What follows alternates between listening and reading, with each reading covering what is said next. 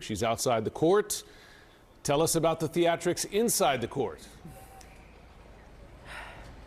There was a major moment just now inside of the Diddy trial. While the jury had left the room, the judge had a conference with the actual attorneys, at which point the judge said, I was so clear this morning to Mr. Agnifilo, who is the lead counsel. I was so clear this morning there were not to be any reactions to this jury. There were not to be any theatrics. Was I or was I not clear?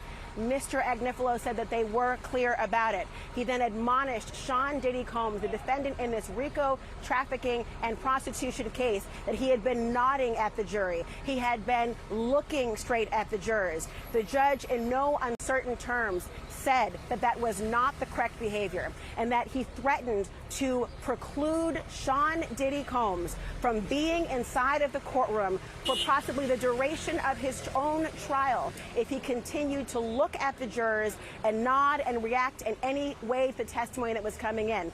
If you thought this trial couldn't get any more dramatic, think again. Imagine being on a jury, trying to keep a poker face while one of the world's most famous music moguls, Sean Diddy Combs, is throwing side eyes, raising eyebrows, and smirking your way. Not just once, repeatedly. That's exactly what prompted federal judge Arun Subramanian to stop everything and issue a warning that echoed through the courtroom like a gavel slamming down on a vinyl record. Please don't forget to subscribe and like this video. It is free and help us bring you enjoyable content. And of course, watch till the end. But what exactly is happening here? What's at stake for Diddy? And why is this trial sending shockwaves far beyond the courthouse? Grab a coffee or something stronger, because we're about to take you deep into the wild, twisting, and at times absurd world of a trial that could shake hip-hop's very foundations. Sean Diddy Combs was once the golden boy of hip-hop. A mogul. A tastemaker. The man who gave us Biggie, Bad Boy Records, Ciroc, and more iconic white parties than you can count. So how did he land in federal court facing sex trafficking and racketeering charges that sound more like the plot of an HBO miniseries? It all began quietly. Whispers. Allegations. A lawsuit here, a complaint there. For years, rumors of abuse, manipulation, and exploitation trailed behind Diddy like a shadow he couldn't shake.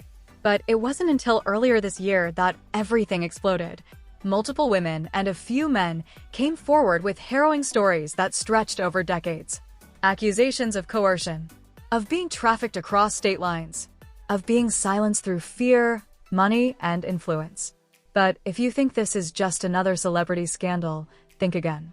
The charges leveled against Diddy paint a much darker, more systemic picture, one that draws in assistants, bodyguards, music industry execs, and even alleged connections to organized criminal networks. Which begs the question, how deep does this rabbit hole go? Day 20 was not supposed to be special. Most of the media's buzz had died down, thinking they'd seen all the fireworks. That is, until Diddy, apparently unable to contain himself, started making facial expressions, exaggerated ones, aimed directly at the jury. Eyebrows raised. Smirks exchanged. Quick glances at his lawyer. It was subtle, but not subtle enough for Judge Subramanian. He stopped the proceedings, turned toward Diddy's defense table, and issued a warning that could only be described as judicially fed up. His exact words? Mr. Combs, if you continue to show disregard for the sanctity of this courtroom, I will hold you in contempt. Boom. Cue the courtroom gasps. Even Diddy's high-profile attorney, Marcus Blackwell, known for defending rappers and tech billionaires alike, looked stunned. Why did Diddy do it? Was it a power play? Nervous energy? Or a calculated attempt to sway the jury? And more importantly, did it work? Let's face it, fame changes the rules. Or at least, it bends them. When celebrities go on trial, there's always an extra layer of drama, and often, a distorted sense of justice. Think about it. We've seen everything from glove trials to Instagram lives from jail cells. But the stakes here feel different. For one, the charges against Diddy go far beyond personal misconduct. Prosecutors allege that he led a criminal enterprise designed to entrap, exploit, and intimidate victims, all while maintaining his public image as a philanthropist and mogul. But even with all the evidence, can the justice system truly hold someone like Diddy accountable? He's rich. He's connected. And he's built an empire off controlling narratives, which makes the jury's job terrifyingly hard. Can they separate the man from the myth? What most people don't see is what's happening off camera. the witnesses who testify under pseudonyms, the victims who request closed sessions to avoid public shaming, the investigators working around the clock to trace wire transfers, encrypted messages, and shell companies allegedly used to move victims across state lines. And let's not forget the internal chaos on Diddy's own team. Insiders say his entourage is crumbling. Longtime bodyguards have flipped. Former assistants are negotiating immunity deals. And one former label exec reportedly broke down in tears on the stand after revealing years of silent complicity. It's a web of fame, fear, and fallout, and it's still unraveling. But here's what's really chilling. What if Diddy isn't the only one? This trial isn't just about Diddy. It's about an industry that, for decades, turned a blind eye to abuse. That rewarded power and punished resistance. That built million-dollar careers on the backs of the vulnerable. We've seen similar patterns in film, in tech, even in sports. But music, especially hip-hop, has long walked the tightrope between storytelling and real-life toxicity. The line between persona and predator? It's thinner than we thought. Which leaves a haunting question: how many other Diddys are out there? In true 2025 fashion, the trial has become a meme magnet. TikTok detectives are spinning wild theories. Twitter is ablaze with hot takes. Instagram accounts are dissecting courtroom sketches like they're clues in a true crime podcast. But amidst the noise, real confusion is spreading. Who's telling the truth? What evidence is real? And why do people still defend Diddy despite the gravity of the charges? The answer, ironically, may lie in Diddy's own legacy. He's a master of branding, a king of reinvention. And for many fans, letting go of that image is harder than facing the facts. Which makes the trial not just a legal battle, but a cultural reckoning.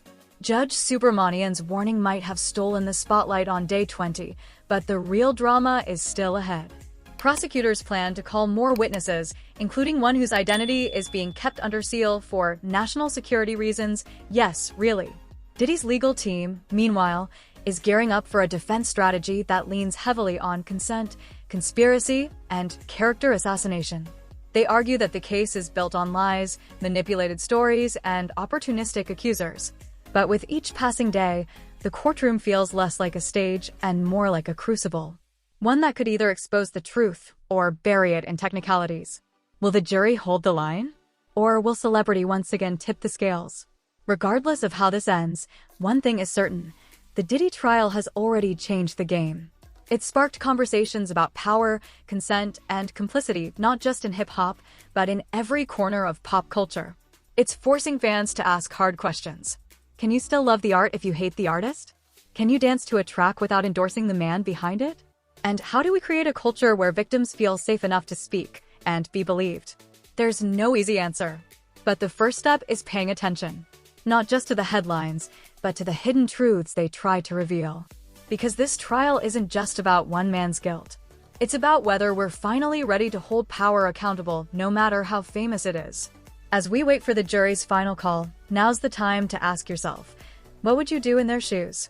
Could you look past the fame and focus on the facts? Could you carry the weight of justice in a case that's anything but black and white? More importantly, what does justice even look like in a world built on celebrity? Let's talk about it. Drop your thoughts, share your take, and most importantly, don't look away. Because while the world watches Diddy, the real story is unfolding in plain sight. And it's one we all have a part in. How do you think this trial will end? What shocked you most? Hit the comments and keep the conversation going.